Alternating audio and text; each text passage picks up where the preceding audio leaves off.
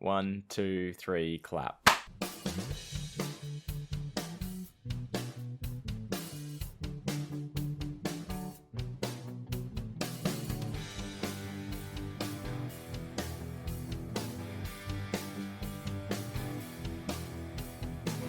Hi, and welcome to Hey Buddy, Nice Podcast. You can hear those bagpipes. That's Brogan Hastings over in Scotland. Only over that didgeridoo being played in Australia, it's Wayne Giovanazzi. Alright, Brogan, how are you? I'm good, how's you?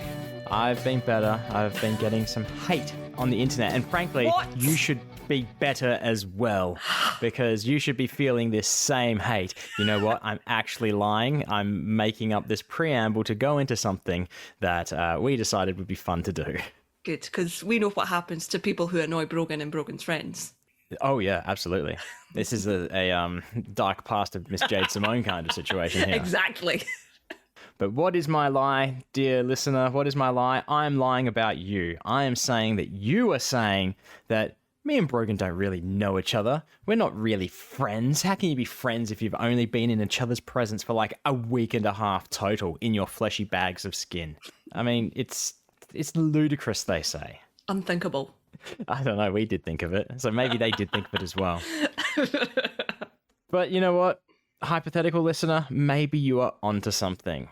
Because there are some things that we certainly don't know about each other. Like, I'm sure there's like basic kind of questions that people use to get to know each other. You know, like kids in class, they're like sitting next to each other. It's like, Jimmy, what's your favorite type of sandwich? And Jimmy's like, oh, mine is like shredded ham sandwich. Shredded ham.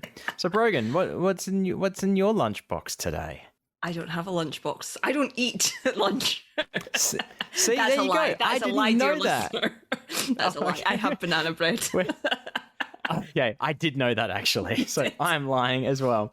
But we're going to stop with the lyings now. This is now a truth-only podcast. But this is a lie in itself as well, because for undisclosed reasons. But what we're going to do, we're going to make it up to you, dear listener. We're going to do a getting to know you quiz.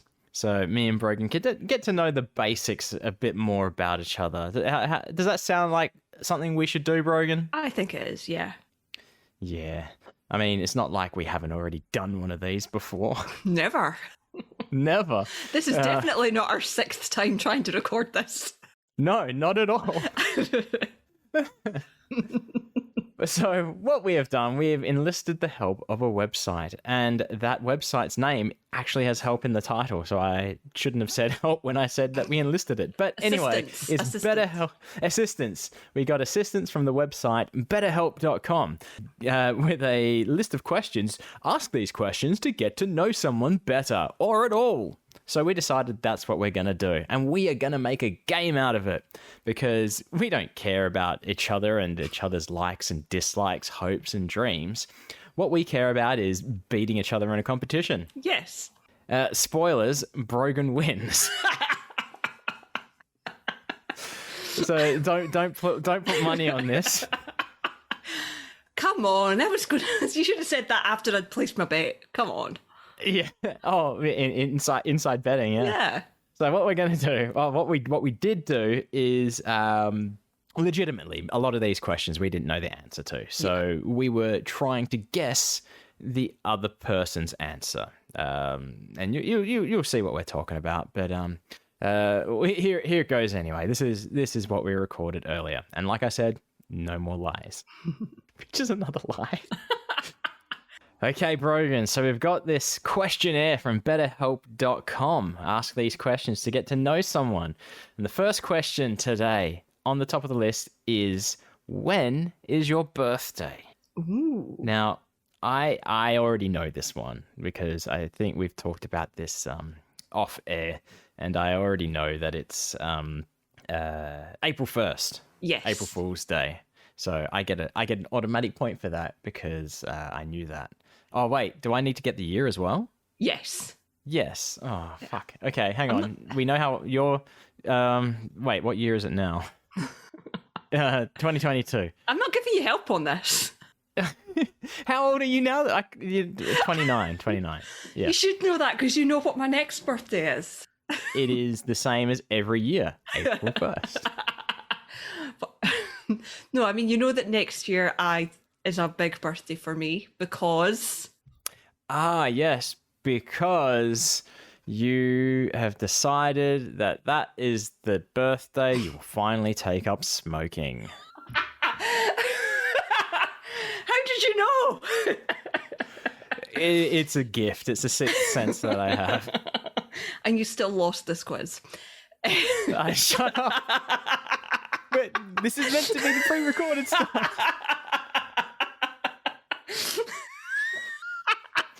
You can edit this out. No, we're keeping this in. Dear listener, I even went to the trouble of putting in a setup for the whole smoking and cigarettes running through the later half of this quiz. All right, we've re-recorded what we need to do. Legitimately now, we're splicing in what's been done. Enjoy. So what is your guess, Brogan, for when my birthday is? You don't need to get the year. I don't. Mainly because people are going to be like, oh boy, Wayne is old. I'm going to guess the year anyway because I think that might be the only thing that I'm even close with. Okay. Do you know how old I am, though? I think I do. I think we did discuss this. Okay. I think 29th of August, 1987. Oh, that's not that far out, really. It's the 17th of August, 1985. Ooh, 85. So you got the month right. So, yeah. I mean... Considering I knew nothing, I had no reference point, no... That's right. I'll give you a half a point for that. Even though you gave a day, a date, and a year, and were only right on one of those, I'll give you a half a point instead of a third. Off to an early lead. That's Wayne with 1 point. Brogan on half. With information he already knew. Correct. Oh yeah, I forgot I cheated on this. Okay, question 2. Here we go. We're in the basic ask questions, which are good. And you can tell that this is an American website because they spelt the word color wrong. They spelt it without a U. So the question is, what is your favorite color? See, this makes me think of a game that we used to play in school, like little kids' school. It was, I can't remember what the intro was, but there's one person standing at the front and everyone else is at the back. And everyone chants at the same time. Oh, whatever it was. But at the end, that looks like saying, can we come forward? And if we can't come forward, it's like, if not, why not? And what is your favorite color? I think it was like a Mr. Crocodile or something. If not, why not? What's your favorite color? And then he would say a color, and anyone wearing that on them would get to run forward until the teacher yells, stop. And whoever gets to him first, or them first, becomes the new crocodile or whatever it is. It wasn't What's the Time, Mr. Wolf, was it? Similar to What's the Time, Mr. Wolf. Yeah. And Mother May I and that sort of stuff. But that just triggered that memory in my head thinking of colors. But okay, you try to guess my favorite color. I'm going to say your favorite color is blue. Blue, okay. I'm going to say your favorite color based on seeing you wear this hoodie so often is green. Yeah, I don't think I actually have a favorite color. I agree. But I'm not really don't have a favorite color. I think based on your logic, I would agree that's probably right. Well, based on your logic, we won't award points for this because we've both admitted that we don't really have a favorite color. But I guess I have a favorite color combination probably. Would be black and red. Look at the classic, red for like the color of my hair and black for the color of my soul. But no, I have lots of black and red stuff. Like my chair is black and red. My last pair of shoes were black and red. My 3DS is black and red. My second Xbox controller is black and red. Everything's like black and red. That's what I go for. It's funny you say that about color combos though, because one of my favorite, certainly clothes-wise, is like burgundy and navy. Which is one of Penn and Teller's suits combination, but I did like it before I ever saw them wear that. Yeah. But I do like that. I think it's very classy. Because you're wearing a burgundy number right now, and the motif on it could be black or burgundy. What is it? I am actually wearing burgundy and navy. Navy, that's what I meant to say. You're wearing burgundy on burgundy. Yes. I think the actual logo is meant to be black, but I've been sanding. So yes. So it's gotten a little navy. Yes. All right. No points awarded. Question number 3. What is your favorite animal? Now, I don't know if they're asking like specific animal. It's like, oh yeah, that snail that I saw that one time on a walk down a forest path, or like a species of animal. Let's go with species. I would go with species. Yeah. Yeah. All right. My turn to guess first. I'm gonna say it. I'm not thinking. See, the motif on your burgundy and navy number is a giant buck, but I'm not going to say that. And I'm also not going to say like a household pet. I am going to say an otter. Are we including household pets in this? Yeah. We're including household pets. Then I'm going to say doggos. Ooh, for me? Yeah. All right. See, again, kind of like colours, it's hard to say. I mean, household pets probably... I've only ever had cats and birds. And I think my brother had mice one time as a pet. Yeah. Because if we're saying he had mice, we also had cockroaches at one point too. But yeah, okay. I'd probably say cat as a household animal. So I'm not awarding you points, but I do love doggos very, very much. But I've never had a doggo, so I may hate having a dog. That's the problem. I like other people's dogs. Yeah. Like I was thinking I almost went cats, but then I thought, but Mr. Piffles, are the amount of times that we've gone doggos? Yes, and walking around America pointing out every single dog. Every single dog. Yeah. Yeah, otters. I like otters, but I wouldn't say they're in the...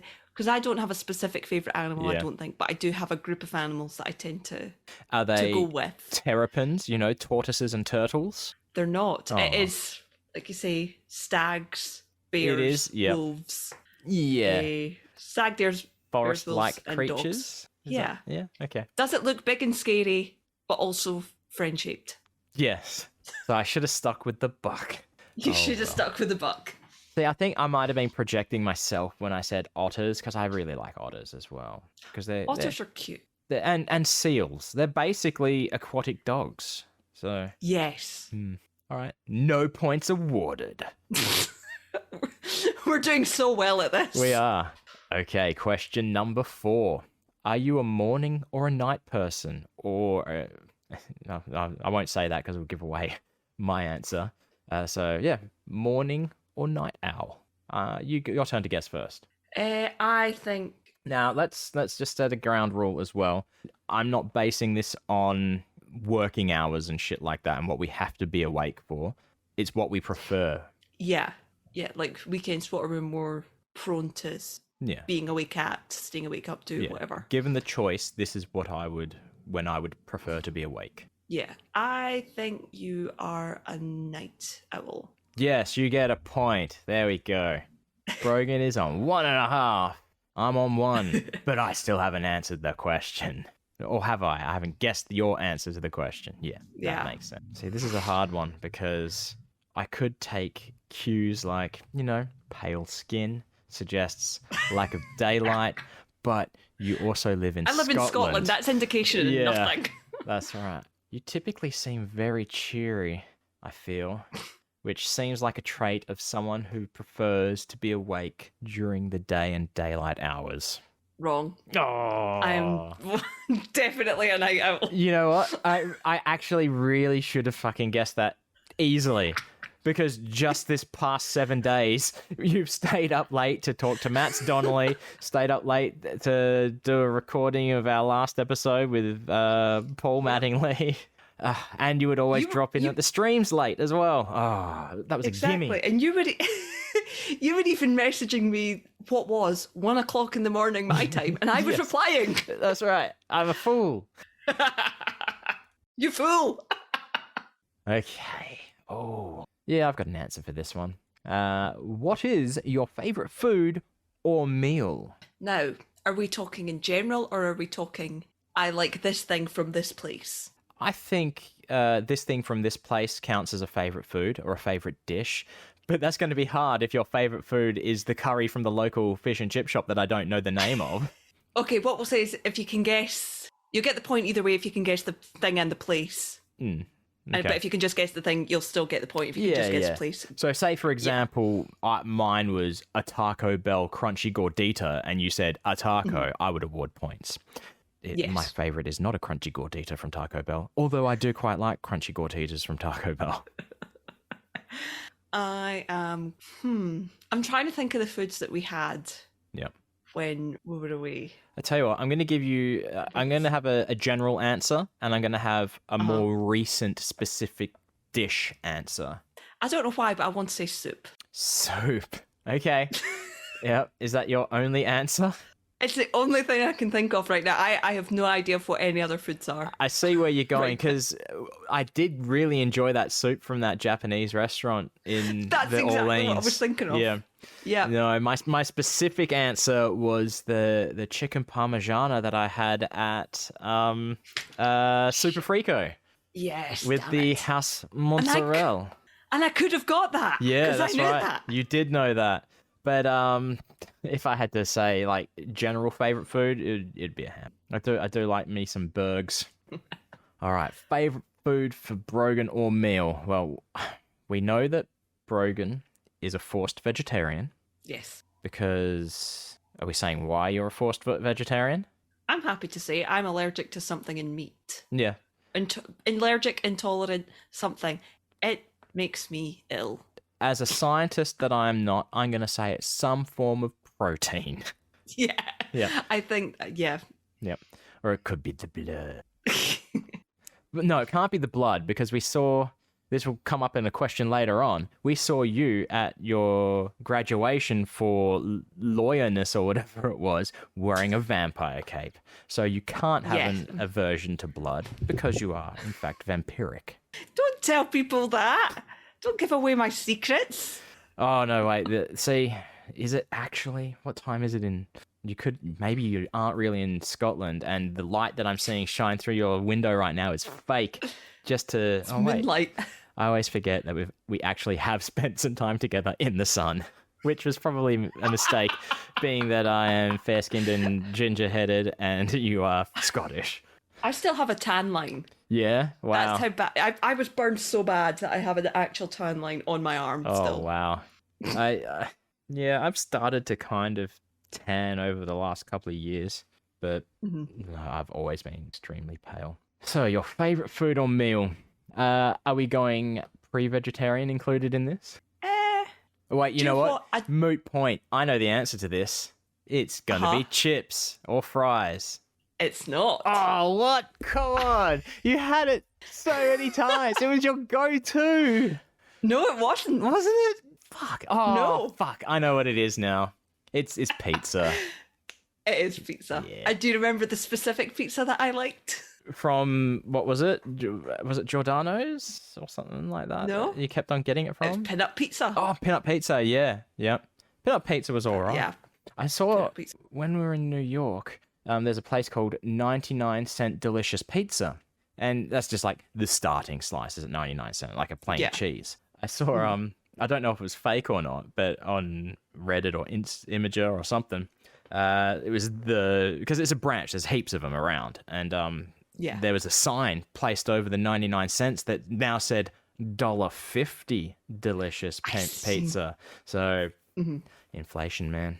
Fucking inflation. Damn. What's that? That is a 50% increase. Yes. So it went up from even more, because at 99 cents is less than $1. Do you have pennies in Scotland? You get 1 cent coins? Yeah, 1 penny. See, it's so stupid. We don't. The lowest we've got in Australia is a 5 cent coin now. They did away with them in the 90s, the 1 and 2 cent coins. And did you find? Why? Because what are you going to fucking do with a penny?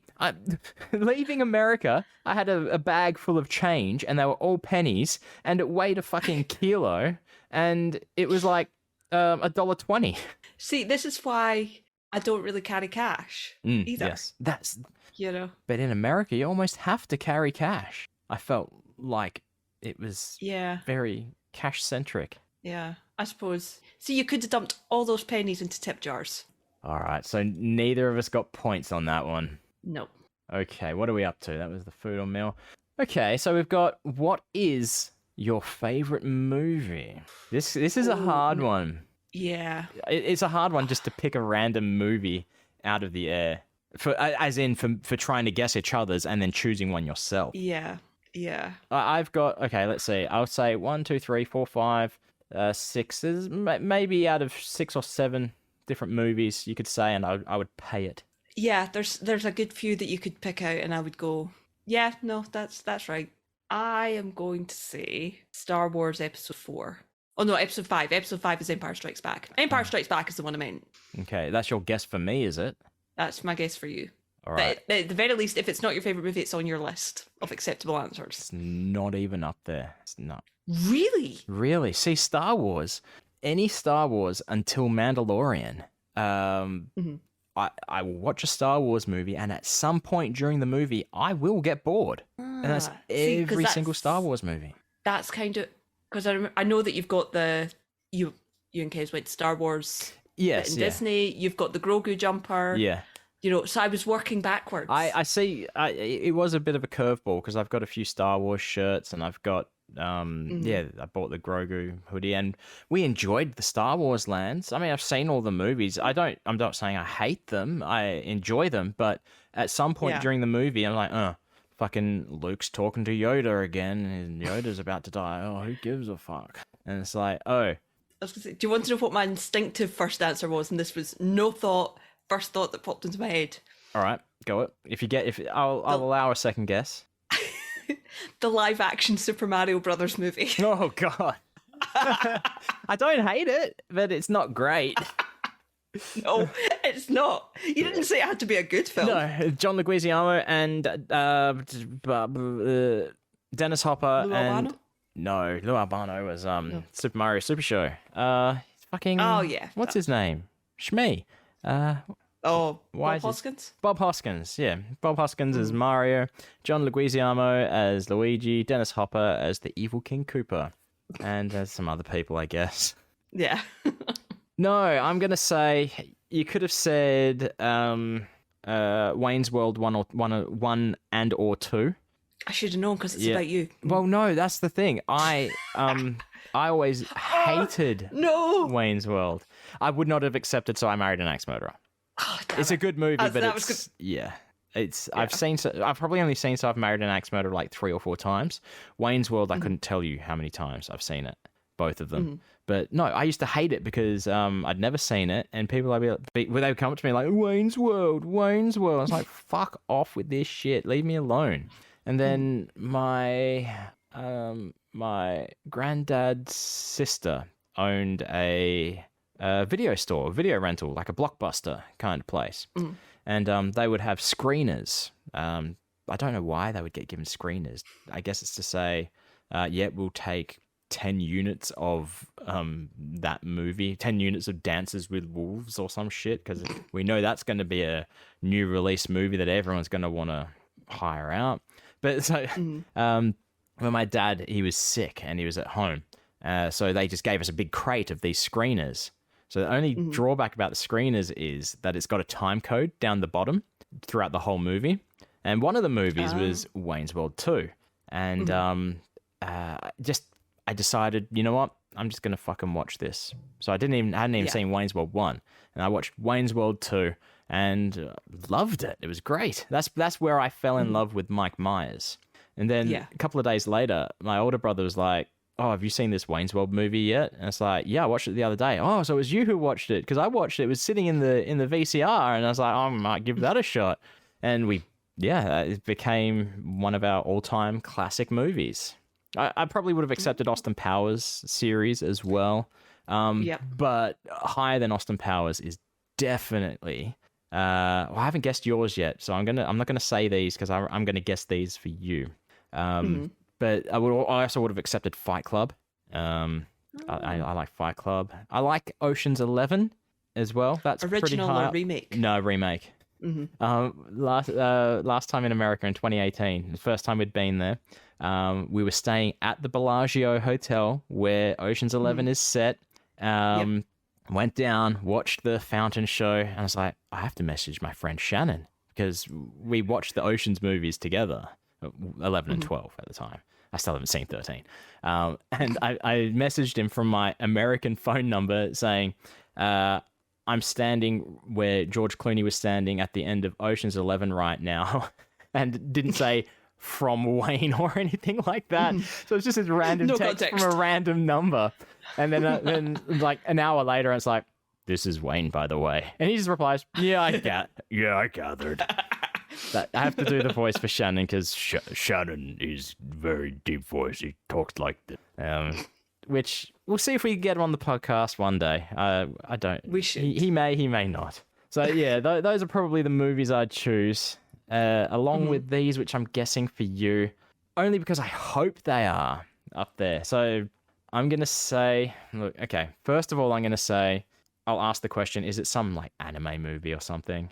I am not including anime movies in this. All right, that's fine. Because that's a whole separate issue. That's I don't have answers for that myself, so that's not on the list of questions. So I'm gonna say Cornetto trilogy. Is that your answer? Shaun of the Dead, Hot Fuzz, World's End.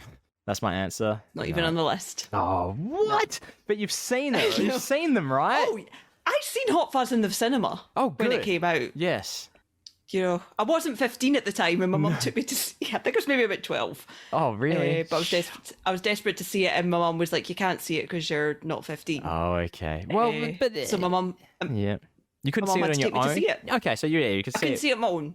That's fine. And my mum was like, took me to the cinema. My dad took my brother to see something else, and my mum was like, "Right, come on, we're going to go see Hot Fuzz." And I was like, "Oh my god!" And I was like, "I don't know what you're going to make of this because it's not really her thing," but she did enjoy it. That's right. She did enjoy it. And that's why I was also thinking, because you keep on that shame meme of Nick Frost. I do like that. I do like that, Jeff. Do you want a second go?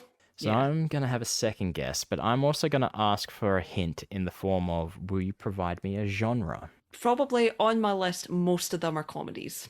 Comedies, okay. Towards like British comedy or something, but that feels like I'm stereotyping if I do that. You could not... It's not just British comedy that's on the list, but there are British comedies on the list. Okay. No, I'm gonna have to pass. Otherwise we're just gonna have too much dead air. Because I'm right. No, wait. I'm trying to think what movies I've got. No. Go tell me. You're just gonna pass? Yep, gonna pass. You could have said any of the Monty Python films. Oh, of course. And I mean any of the Monty Python films. Of course. I'm surprised you didn't say Penn and Teller Get Killed. Oh, yeah. Just, a giant poster in your room. Exactly. And also, there are Monty Python posters in my room. Damn it. Fish Called Wanda. I would really? accepted. Okay. Yeah. Well, again, Monty Python related. Well, yeah, see, I liked, what's the one with the zoo? That's not Monty Python Fierce related. Creatures. Yeah, Fierce Creatures is good because it's still Fish Called Wanda adjacent, is it? At least? It's technically the sequel. Yeah, because it's about Kevin Kline and his brother. Yeah. Oh, really? Okay, I didn't know that. They don't say it in the movie, and I think any reference to it has been cut out. Yeah. But officially, the barrister, both John Cleese's characters are brothers. Okay. I haven't seen that movie in a long. I would watch that movie again. That's yeah. It's a good movie. Yeah. I've seen it a few times even. Yeah. There's probably quite a few films that if you'd said, I would go, "Oh, I do love that film." I'll give you the point. Yeah. But so you kind of had quite an open range there. Yes. One of the films that you could have gotten away with, which not a lot of people would have thought about, Paddington 2. Because Paddington 2 is a fucking flawless movie. I have not seen any of the Paddington movies. There's shock on your face. Shock and horror. Like, it's such... I cried in the cinema. I mean, don't get me wrong. Yeah. I mean, I wasn't the only person that cried. I seen it the first week it came out, and I went after work with two people I worked with, and we're sitting in the cinema, and I was just very emotional. And there was multiple people. There was like in the cinema that cried. Oh, let me guess. And after the film, everyone just stood up and started applauding. Such an amazing film. We're not. What do you think I am, American? Yeah.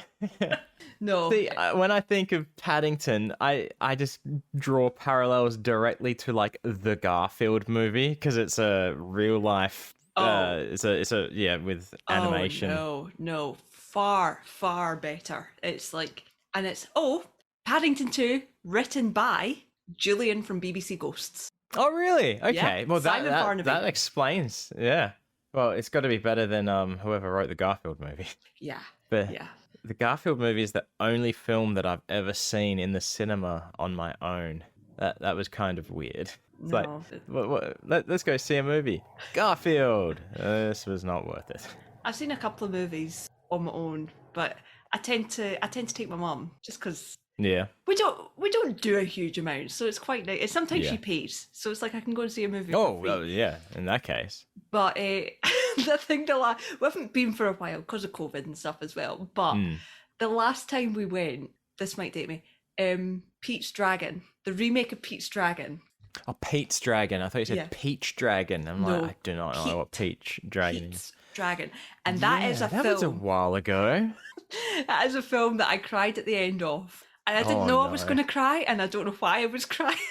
No. But there was me and my mum and two other people in the cinema, like sitting right behind us. And the screen came out, and I was like, I can't move because if I move, I'll cry, and people will see that I'm crying. Yeah. And my mum just looked at me. She was like, "What is wrong with you?" But she didn't make it that obvious. She was just like, "What the fuck?" Was it cheap tears though? Was it? It shouldn't have been elicited from you from this movie should not have elicited tears. It just hit that certain thing with any kind of animal abuse, real or fictional animal. It just gets me. So I was really emotional about that, and I was like, "Oh, he got away. It's fine." And I don't know why. I think I must have just been really emotional there. But I'll never forget. All I heard from behind me was, "That girl's crying in front." And I was like, "What? Don't call me out, bitch." Yeah. So yeah. Excuse me, I can cry if I want to. It may not be my birthday, but I will cry. Fuck, I'm so glad it wasn't my birthday. I tell you, but speaking of this is, if we're ready to move on to the next question, this is sort of going into that. Not that this is one of my favorite TV shows, but I feel like trying to elicit cheap emotion was Stranger Things, the latest season. Because I'm watching the last episode of that, I'm like, I've not really enjoyed this season at all, and they're trying to get emotion provoked from me, and it's kind of working, and I feel like that is unfair on me. It shouldn't be happening. But anyway, favorite TV show is what we're at next. Yeah. So, my turn to guess. I think I might know one that will fall in this category for you. And I'm going to say Red Dwarf. Oh, you know what? I'm going to give you that one. I am going to give you that one. Yes. That's a point to me. I fucking love Red Dwarf. I go through phases where I'm fucking obsessed with that show. Yeah. And have been since I was in high school. I have seen everything. Like, I've seen every episode of Red Dwarf that's ever been at minimum 3 times. I've got the books. I've read the books multiple times. I've got the audiobooks. It's just so good. And I've seen bits and pieces. But that's it. I haven't never seen all of it. You need to watch the whole thing because it's a very strange show because there's good episodes in every series, but the seasons that people like, which are I think about 4, 5, and 6, aren't my favourite series. My favourite series are like 10, 11, and 12, which are the really late stuff. That's a lot of series. Are they? Well, I mean, a lot of you.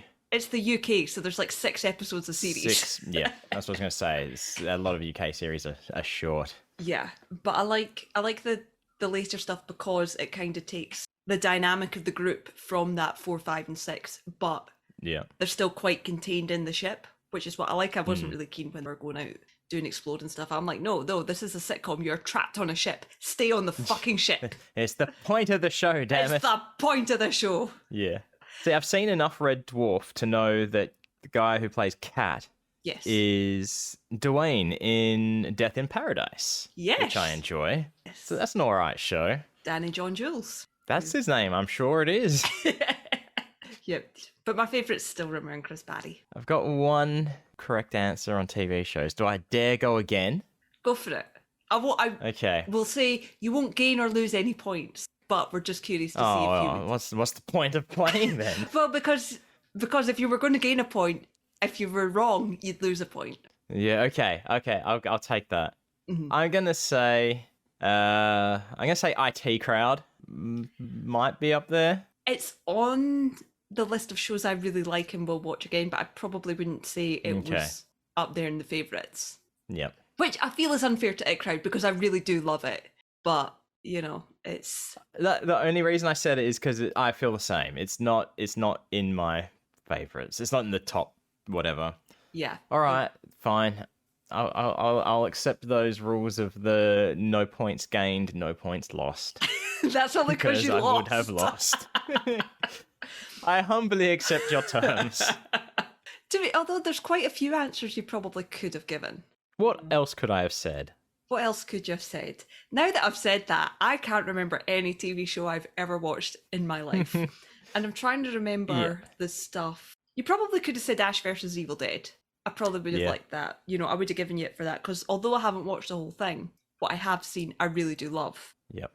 I'm the same though. I've seen, I think, the first season and half the second season, and I'm an Evil Dead fanatic. Really, realistically, if I didn't, I probably should have said it in the movie category that Evil Dead is up there because Bruce Campbell, he is the fucking man. Oh yeah. Much love for Bruce Campbell, even in Burn Notice. Which, if we had been doing this quiz, what is it, 10 years ago now?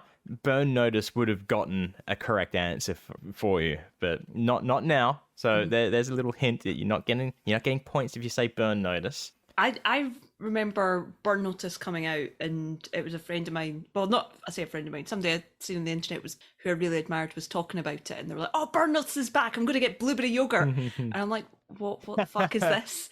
And then I started watching it it came out in the UK maybe a year after that. So I was hyping up this show to everybody I would talk about. And one of my friends went on holiday and took a picture of an advert on the TV for Burn Notice. And she was like, "Oh, it's that show you like?" And I'm like, "Fuck yeah, it is." So yeah, no, I do agree with that. I've seen every episode of Burn Notice except for the very first episode. Really? Yeah. That's right. I haven't seen it. I got into it from episode 2. So I see. I've got an affliction where if Kez watches something and has seen something, I'm not gonna watch it. I'm not gonna have a watch it again with me to watch it. Yeah, it's the same with movies, TV shows, anything. But yes, Bruce Campbell. Anything that he does is schmicko. Yeah, I think the rest of the stuff people wouldn't get, like it's specifically UK or Scottish, like Still Game. You probably never heard of. Yeah, I don't know Still Game. Dairy Girls. No. No Dairy Girls. And the rest is probably anime, so we're kind of not including that. I was going to ask, are you including anime? Because I wouldn't be able to name. Yeah, taking out anime, there's probably a lot less. So, my turn for you. And I think I've got this. You've got lots of answers here. I think I've got at least one in your list. And I am going to say, because it's on my list too, and the only reason I never mentioned it is because it's my answer for you, and it's Letterkenny. Absolutely. Letterkenny is, when it is on, it is my favourite TV show when it is airing, which I'm aware they drop all the episodes at once, but at that time, it is my favourite TV show when it is on. So you get a point, Brogan. That upsets me because I was in the lead by half a point, and now you're in the lead by half a point. But Letterkenny does things to me at a primal level, I think, because just thinking about it makes me. I don't smoke, but I'll go buy a pack of darts now, and I'll get into a fight. I don't care.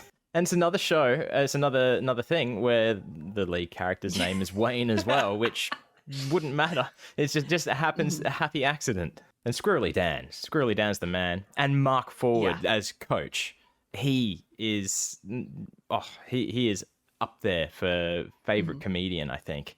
He was in Perth a few years ago before these unprecedented times, and we got to go and see him. And it was Mark Ford wins all the awards, which is available to watch on Crave TV in Canada. And for the longest time after seeing it, I was like, I need to see this special. I want to see what's the same and what's different, what was actually like ad-libbed and improv at the time. And Kez has friends in Canada, and they have friends who have a Crave TV subscription. So we were able to get a login and then use a VPN to record it off, like, you know, screen capture record. I mean, I shouldn't be saying that, should I? For legal purposes, this is a joke. That's correct. This Allegedly. It's like when all your Snoop Doggy dogs and that are smoking something in their video clips. You don't know if it's that marijuana or not. It could be anything. It could be tea leaves. Yeah. So, and there were differences, but there were similarities. But we saw this. It was maybe a year or two after we'd recorded the special, so very different. Better in person. I'll never forget the first. Well. Have you got any other? I was going to say the first thing I ever seen for Letterkenny, and it was totally out of context. Somebody had posted a clip back on Tumblr, because I used to be a Tumblr user, and I technically do still have a Tumblr, but yeah. But it was that clip, and I think it turned out to be from the very first episode where the boys are dropping Riley and Jonesy are dropping Katie off. It's probably the first joke in the whole show, and it's my favorite joke as well. Where they're just, you know, winding them up. It's just the funniest fucking thing I have ever seen. Yeah. Because I think they walk in, and I think Jonesy or Riley's like, because they're wearing overalls, the Hicks, and the hockey player's like, nice onesie. Does it come in men's? It's like, oh, I think you come in enough men for everyone. And it sets the tone for everything. Mm-hmm. But do you have any other guesses of other TV shows? No points awarded, no points taken away. Mandalorian. Mandalorian is good. I do have a Baby Yoda behind me with a pair of Baby Yoda Disney ears on top of its head as well. But no, I wouldn't say it's up there. I wouldn't be distraught if the show didn't come back, for example. It's on the same list as IT Crowd. Sorry, I spent my whole childhood saying IT Crowd. It's about a creepy clown doing IT work. Well, I always thought it was meant to be a joke, because they're like to be the IT crowd, you know, to be the in crowd. Thought it was always meant to be a joke from that, because they're clearly not. Maybe it is. It's not. Maybe it is. Oh, okay. My idea's cleverer. Yeah. Let's see, what else could you have said? Oh, at the moment, my favourite show, because it is airing, is What We Do in the Shadows. Yes, I'd forgot that to come back. Yep. And there's also Better Call Saul is also my favourite show, because it is also airing at the time. Yeah. So it's hard when that happens. Mm-hmm. But I could have also accepted things like Scrubs. I love Scrubs. I haven't thought about that for years. Yeah, I mean, most of Scrubs, the later season where it was very terrible. Yeah. I say the post Zach Braff series seasons, but he comes back into it anyway. So yeah, that's probably at the moment. But then there's other things like, actually, there is an anime series, Samurai Pizza Cats is a good one. That's up there as well. You told me about, and I do have on my YouTube, like this playlist of all the episodes saved on my YouTube channel that I need to watch. Oh, good. Yeah, I might have to force you to watch that and get your opinion and reviews. Is that going to be our highway to heaven? Yeah. No, it is already too funny as it is. We won't talk about it, because we may talk about it after you've watched some of it. Yeah. But yeah, that's really TV at the moment for me. Anyway, like you said, trying to think of TV shows right now. I've really we've mentioned Ghosts already. I do like UK Ghosts and the US Ghosts. They're both better than each other as well, which is very weird. Yeah. Where it's the same show but different, and they are both better than each other, which doesn't seem possible. But it is.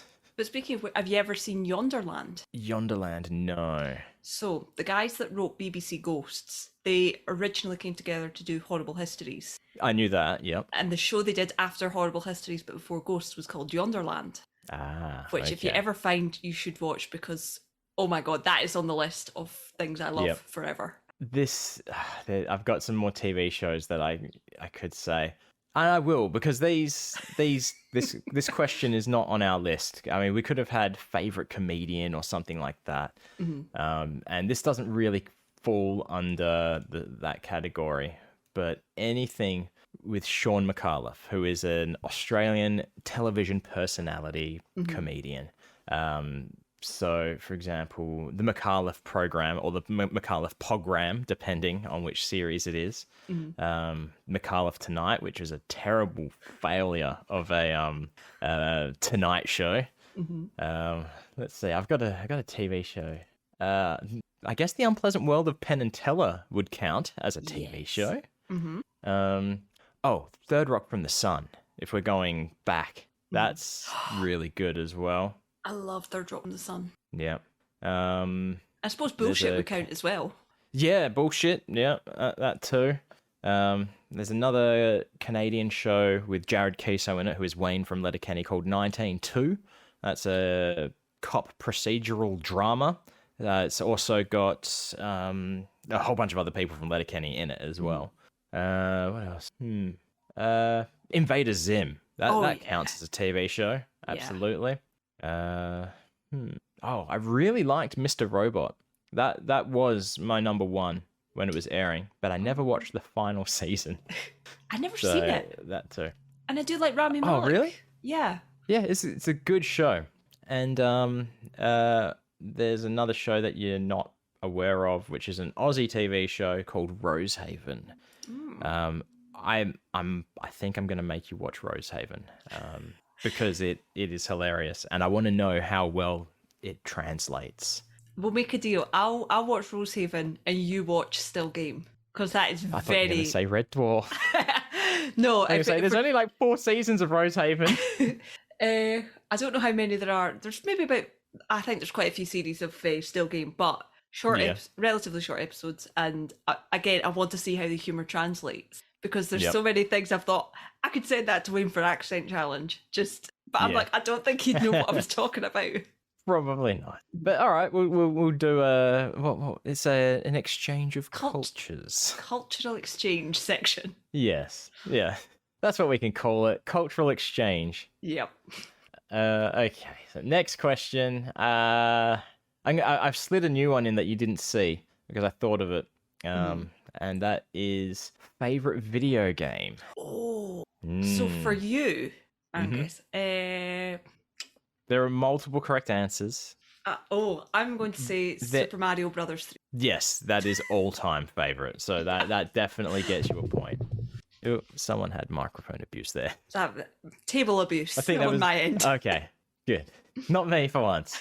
Super Mario Brothers 3, absolute number one. But there are other games that you could say as well. Do you dare take a stab? And are we playing for a point? Oh. You'd have to be confident in your answer. I'm going to guess for shits and giggles. No points. Okay, yep. No points. Good, because I'm probably going to struggle to get a correct answer for you. I'm going to say Firewatch. Wow, yes. I wasn't even thinking of Firewatch. But yeah, that is one of my favorite games, I think. Yeah, it was the first... The reason it's so close to the front of my mind is because I've literally just played it. Oh, really? I thought you... I've played it before, but not on this account, so I've just replayed it. So. I thought you were going to say because of a art piece that I did recently that I haven't finished yet. The Life You Save. Oh yes, yeah. No, it is very Firewatch, that one. It was inspired by Firewatch. But no, that was the first sort of game of that genre that I'd played, which I like to call it a walkie-talkie game, because you're walking around, characters are talking, and in Firewatch, he carries a walkie-talkie everywhere with him. Does. I love Henry. So I went on I love insert name here. I've forgotten his name. Henry? Yeah, but the actor. Oh shit. Yeah. From that show with John Hamm and all that. Shit, what's his... I've talked to him on Twitter, god damn it. Rich Summer? Oh, yeah. Yes, yeah, Rich Summer. He's amazing. I love Rich Summer. And the thing with Rich Summer is it must be a credit to him as an actor, because I've seen him in multiple things where I fucking hate him. Well, the character that is. Yep. And I really like him. And I think he was in some iteration of the Neutrino video project, like Matt Donnelly. Really? Yeah, because he was also on an episode of Fool Us as I think helping out with a Penn and Teller trick, possibly. I can't remember, but he wasn't in studio or in the Penn and Teller theater at the Rio All Suites Hotel and Casino in fabulous Las Vegas, Nevada. He was dialing in. But I don't know if that was because maybe a connection with Matt, or if it was just to cross-promote another CW show, which that was one of the shows where I hated him in it for as well. But I can't remember the name of it. It's about a blind chick. Does ring about right enough, yeah. Guest star 2020. Yeah, yep. Oh, and but yeah, Firewatch, that got me onto a kick of those style games, and I'd never found one as good except for Gone Home. I really enjoyed Gone Home as well. Yeah. Because that almost starts off like it's going to be almost like a horror jump scare kind of game, but it's nothing of the such. It's just a story, which is great. But let's see. Other games you could have said is Metal Gear Solid 3. Metal Gear Solid 3 is a perfect game. I don't think there is anything wrong with it at all. And that's even the original PS2 version before they re-released it with a free camera. So that's saying something. They improved upon perfect. There are other games as well. I'm a big Plastic Instrument game fanatic, so you might have gotten away with Guitar Hero or Rock Band. Yep. Maybe even Borderlands. Anything in the Borderlands series you probably could have said. Super Mario Sunshine as well. That's a good one. I'm looking over where my bookcase used to be, where all my video games were, and it's not there anymore. And I'm sure there's more. Okay. Legend of Zelda Wind Waker as well. I knew there was a Legend of Zelda one, but I couldn't think which one it was. Yeah. So those are probably my tops. Now, for you, What I will say for me is there is a definitive favourite game of all time. It's fucking stupid game. But most of my favourite games at this point will be on my PlayStation list. As in have played and have earned trophies for. Yep. Well, looking at your PlayStation list, the one that was on top most recently was Deadpool. And I'm not saying that's my answer yet, just by the non-response on your face. That so that was on me. There. What are you looking at? I don't know. I went to the trophy lists, and Deadpool was at the top of your list. Maybe because it was, I don't know if it was recently played or not. I finished that one in March. Oh, okay. That's what confuses me. I was like, I've played more games since March. Yeah, well, what was really confusing is it compares your common games as well first. So I don't know why that was there, because I've never played Deadpool. Yeah. I'm going to say Deadpool is not on your list. I'm going to say you're wrong, actually. Oh, what? So Deadpool is up there? Deadpool is on the list. It's not the top one. Yeah. Okay, good. I'm glad it's not the top one. Does Ryan Reynolds do the voice in the game? No. Oh, so what's the point? It does have the same kind of personality, and I think if they do make another one, it should be Ryan Reynolds. You know, if reincarnation exists, I hope I come back as Ryan Reynolds. He's out there living his best life. Yeah. See, I said that to a friend. Pikachu. Yeah. I said that to a friend, and they were like, so do you mean like you'd be reborn as Ryan Reynolds as a baby, or Ryan Reynolds as he is now? And I'm like, either or. I'm good with either of it. Any of it. Yep, I'll take it. Okay, is your favorite game, is it going to be like a JRPG or something like that? Because if it is, I'm not going to have any idea. No, it's not a JRPG. Okay. Is it? It might be considered an RPG, but I don't think it's not a JRPG. Okay. Is it of this console generation cycle?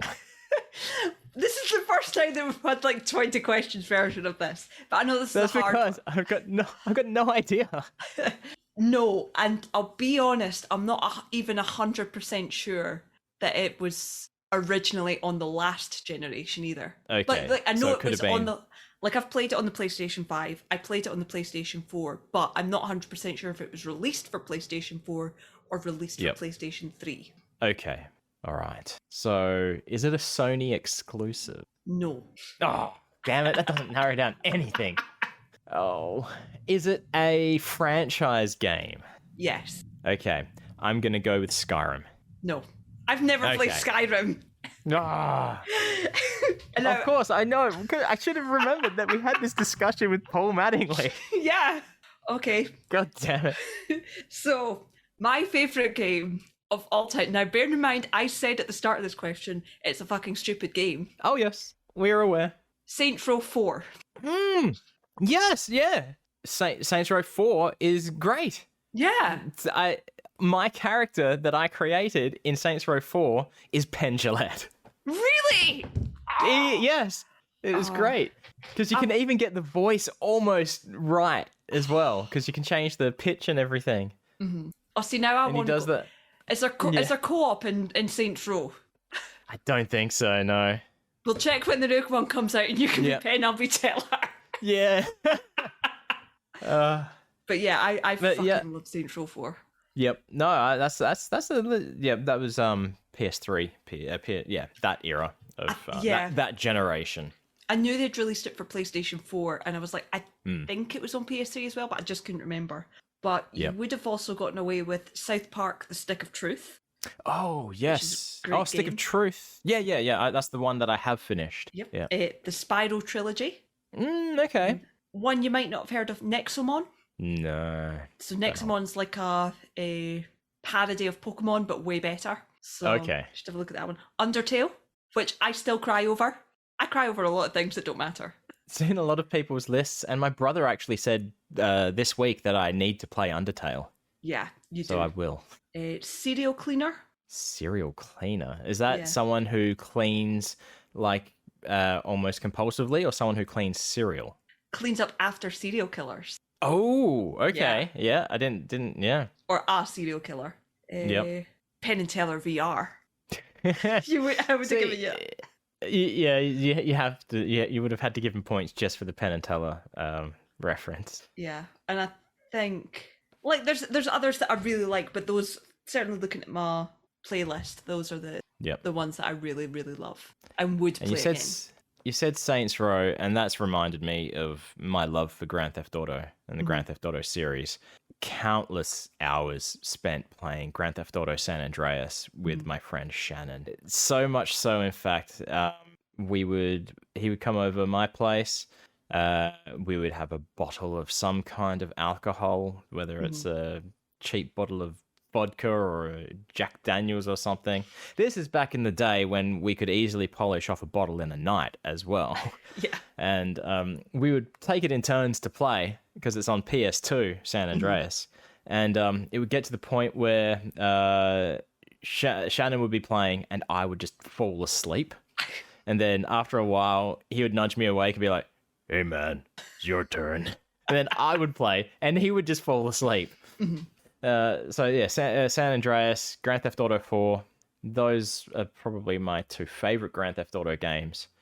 But also, which is definitely on the list, is the Uncharted series. They are my games of a generation. So the PS3 generation, they're my top games. Yeah. And Metal Gear Solid 4 came out on PS3, so that is saying something. That Uncharted is right up there. I would have also accepted, again, not everybody's favourite, but it is mine, Castlevania Lords of Shadow. Trilogy, because Lords of Shadow is the very, very first game on any console that I ever finished. Oh, really? Yeah, like got to the end credits, and that is because I was a huge Robert Carlyle fan, and he does the voice of Gabriel Belmont. I should play some more Castle, because I do enjoy that style game, but Castlevania has always been a little too hard for me as a series. So but then again, I would say that about Metroid, the Metroid series as well. And I've actually started playing. I say I've started. I've been playing through them all, and actually succeeding without reading and referring to walkthroughs and stuff. So that, in fact, could have been another game as Metroid Fusion. That's kind of why I like the the Lords of Shadow ones for Castlevania, because I find, as much as I love the Castlevania games and the aesthetic and all of it, I cannot play the original style. I can't get my head around it. It's just not the type of game that I'm very good and can master. Whereas the Lords of Shadow, it's closer to like God of War open world style. Okay. Oh, all right. Here's another game you could have said, and then we'll move on because we spent a bit of time on this. Is WarioWare Micro Mega Games Incorporated? Is that the one that was on the DS? That's the one that was originally on the Game Boy Advance. Oh yeah. Yes, but the WarioWare series is I do love a bit of WarioWare. Mm-hmm. Except for the latest one, the one on Switch, it doesn't quite do it for me, but I enjoy it. But I would have accepted it as an answer. Mm-hmm. But moving on, because I need to gain some points. Which I don't know if I'm going to get one for this either for you, but it is, what genres of music do you like best, and do you have a favorite song? So, who's going first on this one? I think it's your turn to go first. Okay. Now, I'm basing this answer on an image that you shared of shit on your shelf, and I didn't say his name earlier. And I know exactly what you're talking about. Yeah, during what we do in the shadows, and that is Matt Berry. Yeah. Is that a point? Yes, that's a point. Oh, I will say it would be very, very hard for you not to get a point in this round. Yeah. Because there's very few things that I dislike. About music? Well, there's very few genres that I dislike music, because you could have said jazz, you could have said, well, because Matt is jazz. You know, heavy metal, rock, you know, I like a bit of everything for the most part. Yep. You know. See, I had a feeling that this could have gone one of two ways, that either a bit of anything, or I just don't care for music. And I did not know which way you would fall. In fact, I was almost going to say, maybe you're just the kind of nerd who's only going to listen to like movie soundtracks or some shit. Well, you know, I think can I be both simultaneously? Because yes, I feel like I am. Yeah. You know, I did go through a phase a couple of years ago when I discovered the Beetlejuice musical soundtrack, and that was literally all I listened to for about 3 months. That was the only thing I listened to. And I do have soundtracks. I've got video game soundtracks on vinyl, like the Castlevania ones. Pretty sure I've got Altered Beast as well. But you know, Altered Beast, I do. We're talking Sega Mega Drive, Altered Beast, or hang on, I can still hear you, but Brogan has stepped away from the microphone while they have fucked off to do other things more important right now than talk on a podcast. Here I am filling dead air. Oh, there's stuff. There's books and shit on the shelf behind Brogan. This is gonna be my time to cheat and see, because I don't know if there's a book question or not.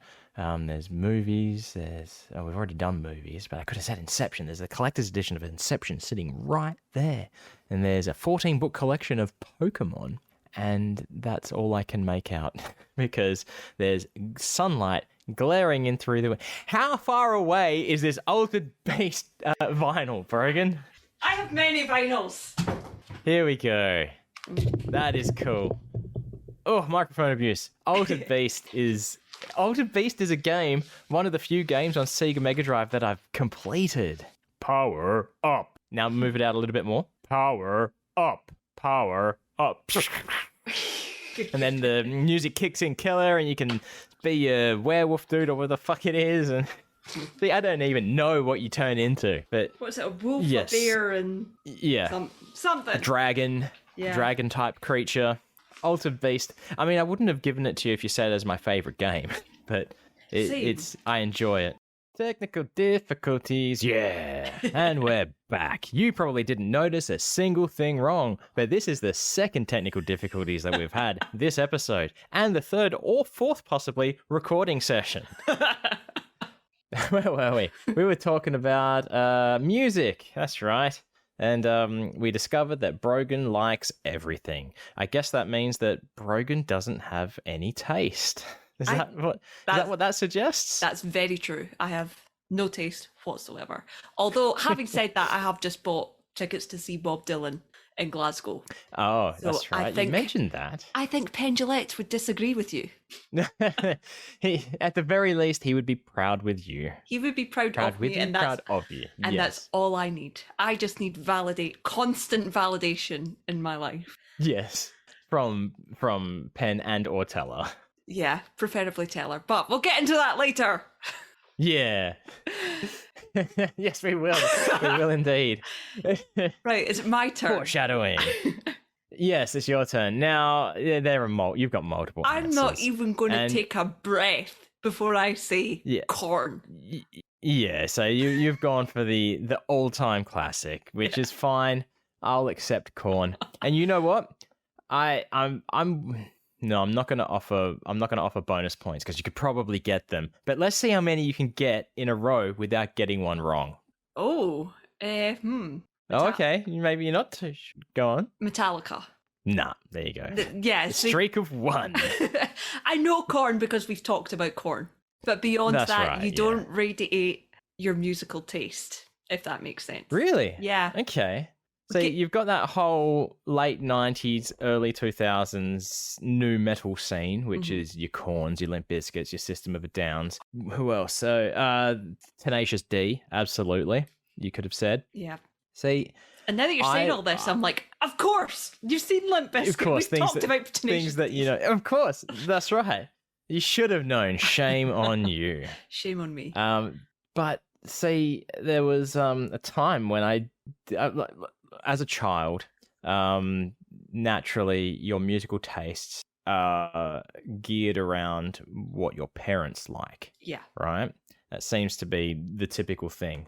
So my dad liked Neil Diamond. So it's like, okay, we can listen to Neil Diamond. I don't care. In fact, it was my brother's favorite music for a long time growing up. But then as you get older, you develop your own tastes. And that's when we discovered Korn. So Korn was probably the first music that I liked outside of influence, I think. Unless you consider my older brother's influence as well. Yeah. But that was sort of a discovering at the same time kind of thing. Yeah. Discovery and music taste that was yours. Yeah, that's right. But even then, it was still very limited and narrow. For a long time, it was just Korn and Limp Bizkit, and then maybe some songs by some other nu metal bands. And that was really it. And then like Tenacious D comes into the mix, Weird Al Yankovic. He was up there. You wouldn't get points for saying Weird Al now, but certainly was up there. But now my musical tastes are they're very all over the place. I would have accepted Mumford & Sons as an answer. Is that because of the Piff connection? No, I liked Mumford & Sons before I knew of Piff. I had Babel for the longest time and then learned about Piff, and I was like, hang on, this guy looks very fucking familiar. And then lo and behold, Piff the Magic Dragon on the album cover of Babel. Absolutely. Now, David motherfucking Bowie. Yes. Absolutely. And for the longest time, my friend Shannon, of course, because I don't have many friends, so most of the time if I say a friend, it's Shannon. Yeah. He would talk about Bowie all the time. It's like, oh yeah, I should probably get into David Bowie, start listening to it. Never did. And I tell you now, if I was into David Bowie prior to 2016, I would have been fucking destroyed. I would have been wrecked. As someone who was, I can guarantee I was, because David Bowie was such a huge thing for me. Like my mom and dad went to one of his concerts way back when, and I'll never forget. My favorite David Bowie story is when we were on holiday. We're down in Newcastle, I think, and I think it was my brother and my dad had gone to see the wrestling it was my brother's birthday gift. But me and Mum, we went out shopping. Yeah, me and Mum, we went out shopping. We got in this taxi, and the guy was playing a David Bowie CD, and I was like, "Oh, can you turn up?" And he's like, "You like David Bowie?" And I was like, maybe about 10 or 12 at the time. And we just spent the whole time. He turned it right up. Just let's listen to it. When he got to the end of the trip, he was like, "Here you go, take that," and he gave me the CD from his car. Really? Yeah, I've still got it. That is cool. That's awesome. Yeah. So for a random taxi person. Yeah, it was just so so impressed that this random kid who was just like, David Bowie, play it. See, David, you can tell that you're from the UK and I am not, because I say Bowie and you say Bowie. Yeah. For me, my best David Bowie story was when I was in America for the first time.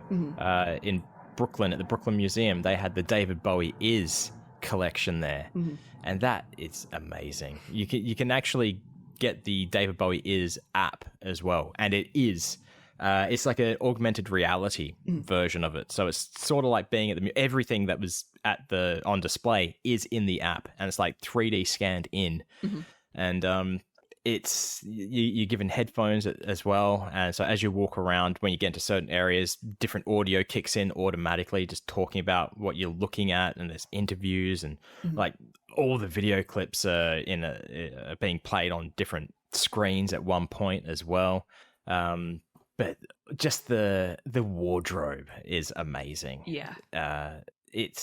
It's great. And my favorite, my favorite thing in the whole museum was this tiny little spoon, and it was just labeled cocaine spoon. That was the best. Do you have a favorite Bowie song? Probably the one that I always go to is Jean Genie. Yeah, I do enjoy Jean Genie. Yeah. For me, I think Life on Mars is one of them. It was one of my first favorite Bowie songs, so that's why it sticks with me. Yeah, that and Space Oddity. Yeah, it's hard not to. Yeah. I just love all of Hunky Dory, frankly. Yeah. That's good. And from his newest album, like, you know, he's still with us. But The Stars Are Out Tonight. I really like that. Yep. Yeah, I actually, anytime I listen to it so much that anytime it comes on now, I skip it, just so I don't want to be like, oh, this song again. Yeah. But also, this leads into another correct answer is I'm Afraid of Americans with Nine Inch Nails, Trent Reznor. Yes. Trent Reznor. That's another band that I got into too fucking late that I should have listened to a long time ago. Is Nine Inch Nails, which they're up there now as one of my absolute favorites. Paul would be very proud of you. Yeah. See, when the first time I saw the only time I've seen Nine Inch Nails in concert was in Vegas, the first trip, and I was like, maybe Paul's going to go as well. And I said, "Are you going to Nine Inch Nails, Paul?" And he's like, "No, not this time." It's like, what? What are you talking about? No, not this time. You're not going to go see one of your favorite fucking bands and artists perform. It's like, Paul. Yeah. What are you talking about, Paul? How dare you? Yeah. And then another band that I got in. See, I used to hate Linkin Park because this is in the time when I was very snobby about listening to Korn and things like that. But then, now that Chester is dead, of course, I get into Linkin Park as well. Yeah. It's a trend that I seem to be following. And there are other... Oh, okay, here is one that you probably... I'm going to say you don't know, probably haven't even heard of, is Hobo Johnson and the Lovemakers. No, I haven't heard. I enjoy Hobo Johnson immensely, and I am too old to have that right, I think. I feel like I would not fit in at a Hobo Johnson show at all. But it's almost... See, I first started knowing Hobo Johnson from YouTube videos. And he was recording official videos just in like a backyard. Yeah. And it's almost more... So I Married an Axe Murderer-ish, beat poetry, spoken word kind, almost, but kind of rap, but not at all as well. I'll play you some Hobo Johnson afterwards. Yeah, a particular song. One of my favorites is called "I Want a Dog," which makes sense. Yeah. For me, doesn't it? Yeah. So yeah, Hobo Johnson also. The first two Hobo Johnson albums, they're great. Third one is good, but it's taken a very different turn. Yeah. In terms of subject matter as well. Oh, just before we move on, we cannot neglect to say I think probably our joint favourite singer of all time, which is our beloved Paul Mattingly. Oh, yes, yeah. Long Distance, a myriad of Spanish job songs, and other parodies. I fucking love the Spanish. That is my favourite Bucket Show bit, and it just makes me so happy. Yep. Every time, you can't help but the claps. You have to clap along to Spanish job song. All right. Paul Mattingly. I was so scared that you're going to say like Puddles Pity Party or something, which I enjoy Puddles, but there's things that we can't talk about, which is privileged information. Yeah, you were going to go, yeah. Yeah. No, our favourites are Paul Mattingly and Hydra, a.k.a. Penn and Teller. Yes, Hydra. Who should release an album. Yeah. You know, I did stop. I used to watch all of The Masked Singer, right? Every episode. And this last season when Hydra went out, I'm done with it. No more. Because honestly, that is the only reason that I watched it from the beginning. It was like, hey, maybe one day Penn and or Teller will be on it. And they were. So it's like, I don't need this show anymore. Yeah, prophecy fulfilled. That's right. It's done. Okay, so that covers music. So that covers the sort of general questions, you know, the getting to know you, friend type questions. These ones are a little bit different. I think we've already touched on this already, but it's what do you do for a living? We can talk about that a little bit more. I know what you do. You know what I do. There's no point awarding points because it doesn't change the scores at all. Yeah, I think we can just skip that one. Because you all know that I work in money laundering and anti-money laundering. Shit. Yes, I work. If you need help with your money laundering needs, email nicepodbud. Oh wait, we got a new email address. What's our new email address? admin@nicepodbud.com. Or you can go to nicepodbud.com or hey buddy, nicepodcast.com. or nicepodbud.com, and there's a contact form up the top. You just click on contact. You can drop us a line for all your money laundering needs. And so, yeah, we're well aware of that. And for me, I work in air conditioning as a commissioner. That sounds so fucking weird to say, commissioner. It's not like Commissioner Gordon. I commission air. And you're just not trying hard enough. So I go into it's in the construction industry, so it's not like residential air conditioning units and shit. I'll go into like the place I'm at the moment is a school that's being built and also a mental health ward that's being built for a hospital. Both very different in terms of what my job entails, but it's just making sure that the air conditioners are doing what they're meant to be doing, the toilet exhaust fans and all that are doing what they're meant to be doing. And it sounds like I just go in and check something, but no, there is a lot involved, which there's algebra involved, damn it. I've just pulled out a fake cigarette because my job is so fucking stressful, I need to pretend smoke. See, that's going to be good for when and if we ever do Twitch. It's just like we pull out these fake cigarettes anytime we get like angry and on a tirade. It's like, yes, we can't do Twitch until I get one of those, so we can both do it. That's the goal. You'll be getting one in your first care package from Australia. Wait until you see your care package from Scotland, though. I am very proud of it. I've got so little still. I can see the shit from here, and you can't see it. But it is on that shelf right there. Yeah, that's it. Okay, so next question. I don't know if I have an answer for this. Actually, no, that's not true. I'm going to say I've got an answer for this now. It is, what is a skill that you would like to learn? Am I guessing? It's my turn to guess for you. Yeah, you can go first, and I'll have a sip of my coffee while you talk. I think I'm going to say learn a language. Oh, you know what? I'm going to pay that because, I do want to learn Spanish, I think. And that's the language I was thinking of. Yeah, because I don't know conversational Spanish, but if I'm watching a TV show, sometimes, not all the time, but sometimes there is enough being said that I would not need the subtitles. But yeah, I will pay that. I also would have said, because I've been playing Rock Band a lot again recently, I would like to learn more guitar. Yeah. Because the only song I can play, song. The only thing I can play on guitar is the start of Wonder Boy by Tenacious D. Nice. That's it. What else do you need? Yeah. What was the Bowie song? Rebel. I can do a little bit of, because that's just the same fucking progression over and over again. Yeah. So I can do that a little bit.